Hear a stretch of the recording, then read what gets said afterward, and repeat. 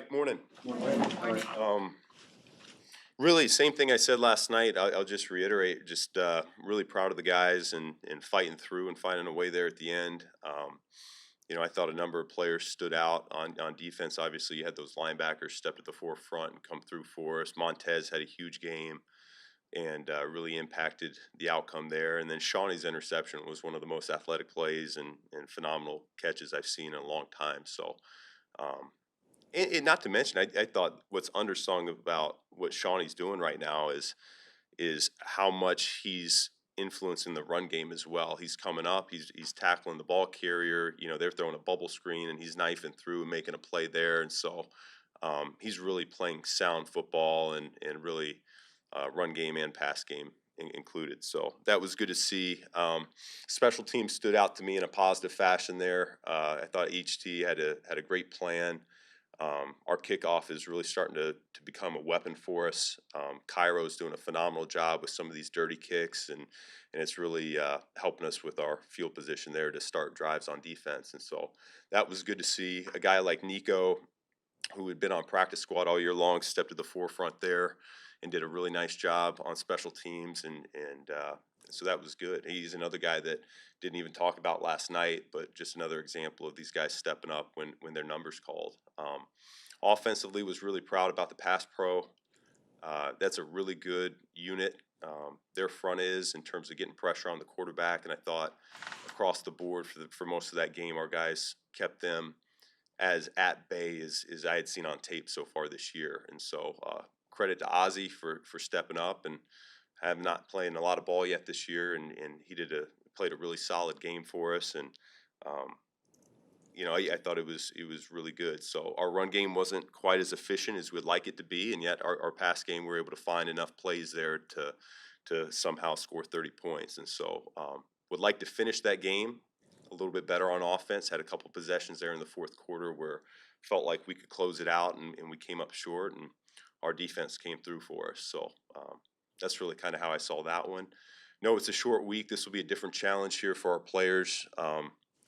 Just haven't had one 5-day span like this, and so it'll be a race to get our bodies feeling as good as we possibly can, get the game plan downloaded. I know our coaches are working hard right now, putting some good plays together and good thoughts together so that we can execute and play fast at a high level against a really good football team here on the road. So excited about that challenge. I'll go ahead and open it up.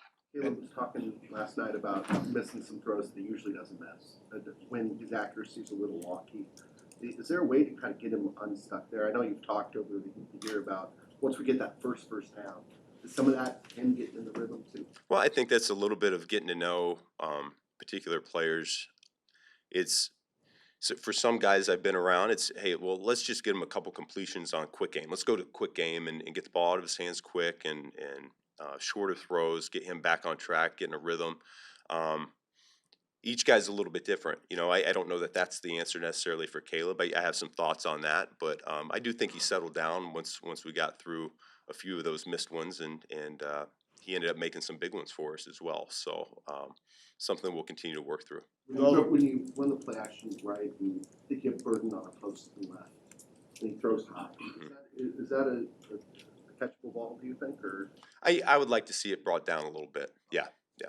And you don't win 8 and 9 in this league without a significant level of buy-in from the players. What do you sense players are responding to that's created this surge of success?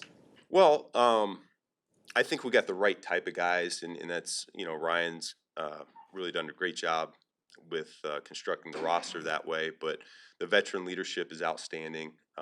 Kevin Byard, Joe Tooney, Grady. Probably have 10 or 12 guys that I really lean into on a weekly basis just to get a pulse of the team, and they do a really good job of keeping the main thing in the locker room.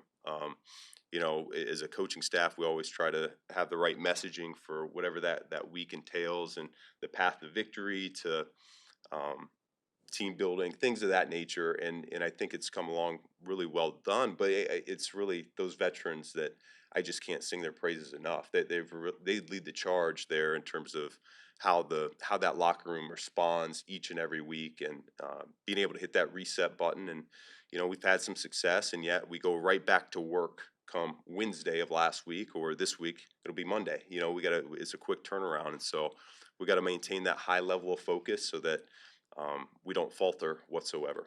Multiple players after the game yesterday gave you credit for keeping all the reserves ready to play and able to contribute. That obviously happened yesterday. What's the key to doing that? What's your philosophy of like even second and third stringers getting them ready to play in the game? Well, this is kind of what I'm accustomed to. It's where I've been in the past. This is what happens this time of year. Guys go down and someone else has to step up, and so the vision has been from the time we ended training camp that if you're a special teams player on the 53, be ready to be starting at some point on offense or defense. And likewise, if you're a practice squad player, be ready to be called up.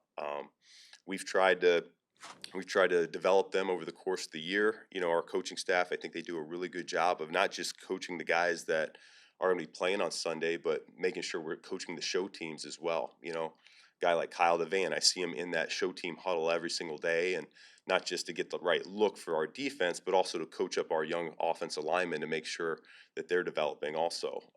So I think there's a balance of that goes on. I think those guys know that they're not just here to fill a spot. They have a big role to play in terms of what we're doing, and so when their number is called, they don't shy away from it. And what's the process been like to get Ozzie ready to play left tackle? Because the last full practice we got to see at the end of the preseason, he was second string right tackle. What have the last couple months been like? Yeah, well, we've bounced them around. Anytime if you're not a starter, then you really need versatility, and so these guys are all over the place, right side, left side. Guys are playing center. I mean, it's in and out, and that's how you continue to grow over the course of the season. And so he's done a really good job of handling that. I think all of our guys had, Jordan McFadden was up and active yesterday, and he would have been a guy, if his number was called, we would have had a lot of confidence in as well, whether it's out at tackle or inside at guard. And so it's a big credit there to our O-line coaches and the job that they've done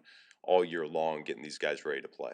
Tomlin was saying- the improved pass protection. You mentioned how pleased you were with it yesterday, just from like week 1 to where we are now. Well, yeah. Probably, I think more than anything is probably just the gelling of those guys. They certainly understand the schemes that we're running at a higher level.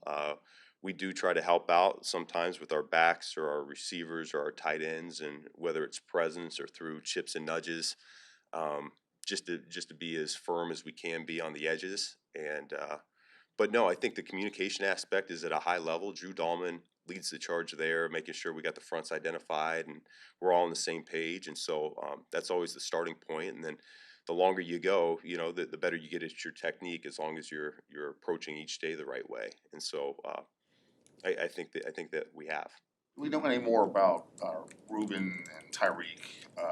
And did anything else pop up? Yeah, I had nothing from last night yet. Yeah, we'll find out later on today. One of the things on the broadcast they were pointing out was that there were several occasions where Caleb got the ball, he threw the pass within less than 2 seconds. Does that kind of follow what you just talked about, the offensive protection that's enabling that to happen? Well, yeah, there's certain times if we can get number one open that quickly, then that's a good thing, right? And we haven't always been able to get that done as a coaching staff, but no, that was a point of emphasis on certain plays there yesterday, that we did want to be a little bit quicker in some of those primary receivers and the depth of their route or what they were doing. So Caleb did a nice job in that regard. Defensively, you got 2 looks at stopping the tush push yesterday. What was notable to you about the 4th down stop you did make, and then obviously the one that got out the gates when they did a variation? Yeah, no, I thought up front, I thought it started there. It's such a hard play to really talk about a whole lot, because you're really crouched in that neutral zone, and it seems like there's a lot of movement right there at the snap on both sides. And so, no, I thought Big Bill, I think it started with him over top of the center, and then, the rest of our guys did a nice job just stopping that charge, and huge play for us at that time. And then the second one, we probably just need to be a little bit more sound in terms of knowing what the compliments are off of that play. We haven't seen a saying that the middle was tough to defend, particularly the end breakers, Caleb off play action. Is that an area where he's most comfortable throwing to the middle of the I think he's getting more comfortable there, and he hit a few, and then there were a couple that we were talking about a minute ago that we felt like if we bring it down just a little bit, that we could have a couple more explosives there in that game. So it's an area that he has improved dramatically since I got here. From the springtime all the way up to this point, and so I think he's got a lot more confidence throwing those things inside the numbers.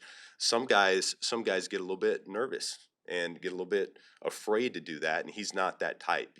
He's always been a high level seam thrower or bender versus too high, but now when you're talking about the daggers or the drift routes that we have in, um, I think he's done a nice job of trusting the fact that he can turn his back to the defense and yet still flip around and make a decision whether he can pull the trigger or not.